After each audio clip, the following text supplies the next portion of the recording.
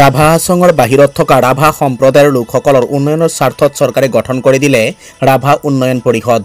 ইয়াকে লৈ আজি শোণিতপুৰ জিলাৰ অন্তৰ্গত ঢেকিয়াজুলি ৰাজচক্ৰ এলেকাৰ নামবগৰীবাৰী গাঁৱত যুৱ সংঘৰ কাৰ্যালয়ত ৰাভা উন্নয়ন দাবী সমিতি, শোণিতপুৰ জিলা ৰাভা ছাত্ৰ সন্থা, শোণিতপুৰ জিলা ৰাভা মহিলা পৰিষদৰ উদ্যোগত এখন সংবাদমেল অনুষ্ঠিত কৰে।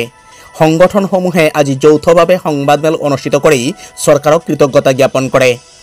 সংবাদ মাধ্যমৰ বন্ধুবৰ্গক ধন্যবাদ জ্ঞাপন কৰিছোঁ, আন্তৰিক শুভেচ্ছা জ্ঞাপন কৰিছোঁ। আজি আমাৰ এই শোণিতপুৰ জিলাত ৰাভা জাতীয় সংগঠনসমূহে আমাৰ সংবাদ মেল দিয়াৰ মেইন উদ্দেশ্যটো হৈছে আমি 2013 চনৰ পৰাই আমাৰ ৰাভা হাছঙৰ বাহিৰত থকা ৰাভাসকল যেনেধৰণৰ আছে শৈক্ষিক, সাংস্কৃতিক, অৰ্থনৈতিক দিশত আমি ৰাভা ছাত্ৰ সন্থাৰ নেতৃত্ব লৈছিলোঁ যদিও আমি বহুত অসুবিধাৰ সন্মুখীন হৈছিলোঁ। সেইকাৰণে আমাৰ এটা 2013 চনতে আমাৰ ৰাভা উন্নয়ন পৰিষদ হিচাপে আমাৰ কমিটি এখন গঠন হৈছিল। সেই 2013 চনৰ পৰাই আমাৰ যি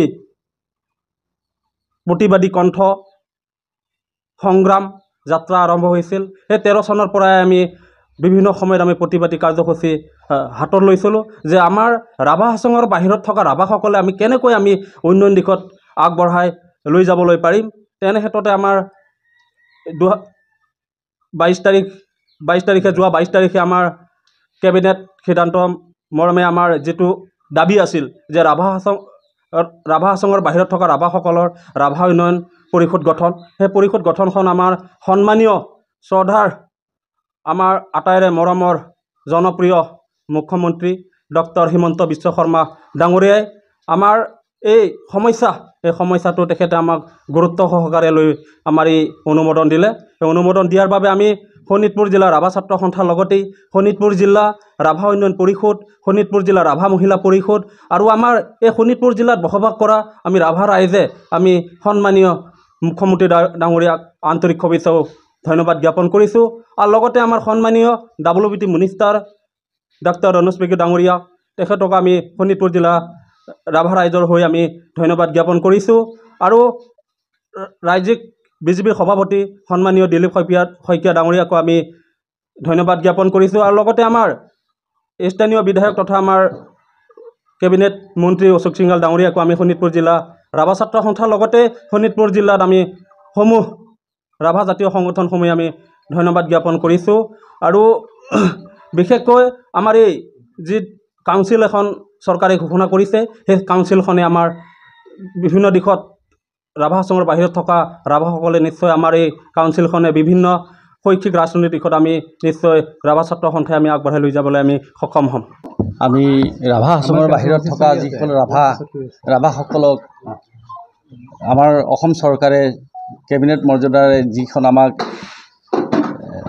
ৰাভা উন্নয়ন দাবী পৰিষদখন আমাক যি অৰ্পণ কৰিলে বা অনুদান কৰিলে, সেইকাৰণে আমি অসম চৰকাৰক বিশেষভাৱে ধন্যবাদ দিছোঁ। আৰু আমাৰ ৰাভা হাছঙৰ চিফ শ্ৰীযুত টংকেশ্বৰ ৰাভা ডাঙৰীয়ালৈ আমি ধন্যবাদ জ্ঞাপন কৰিছোঁ। আৰু যেতিয়াৰ পৰাই ৰাভা হাছঙখন গঠন হ'ল, তাৰপিছতে আমাৰ ৰাভা হাছঙৰ বাহিৰত থকা ৰাভাসকলৰ যিটো উন্নয়নৰ কাৰণে যি উন্নয়ন পৰিষদ দাবী সমিতিয়ে দাবী কৰি আহিছিল, সেই যোৱা 22 তাৰিখে আমাক দাবী সমিতিখন ঘোষণা কৰাৰ লগে লগে আমি অসম চৰকাৰক বিশেষভাৱে ধন্যবাদ জনাইছোঁ।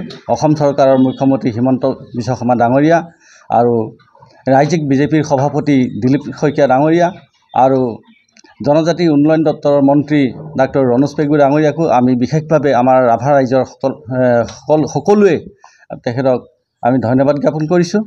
আৰু আমাৰ এই উন্নয়ন পৰিষদখনে ভৱিষ্যতে আমাৰ ৰাভা হাছঙৰ বাহিৰৰ ৰাভাসকলক বিশেষভাৱে ৰাজনৈতিক, শৈক্ষিক আৰু যিকোনো দিশতেই যাতে উন্নয়নৰ সাধন কৰিব পাৰিব, সেয়ে আমি বিশেষভাৱে এইটো কামনা কৰিছোঁ। আৰু লগতে ইয়াৰ উপৰিও আমি ষষ্ঠ অনুসূচী দাবীটো আমি ইতিমধ্যে আমি দাবী জনাই আহিছোঁ। সেইটো আমাৰ বিশেষ পৰিৱৰ্তন লাগে আমাক।